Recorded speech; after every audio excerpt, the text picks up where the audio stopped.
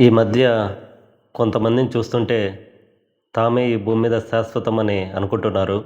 అలాంటి వాళ్ళకే చెప్తున్నా, నువ్వు, నేను, మనతో పాటు మన స్నేహితులు, బంధువులు అందరం కూడా ఏదో ఒక రోజు తప్పకుండా చనిపోతాం.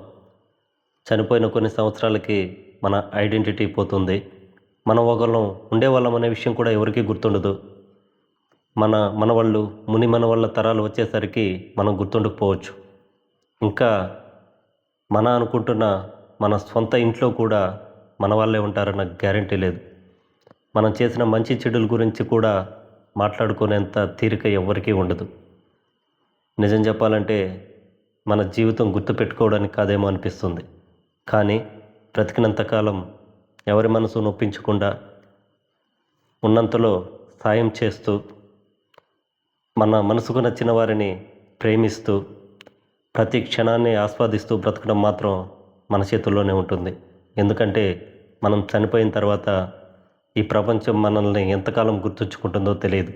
కానీ మనం ఎలా బ్రతికామన్న తృప్తి మాత్రం మన చివరి శ్వాస వరకు మనతోనే ఉంటుంది. అందుకే హ్యాపీగా బ్రతుకుదాం. రేపటి గురించి ఈరోజుటే ఆనందాన్ని వదులుకోకూడదు. మళ్ళీ పుడతామా ఏంటి?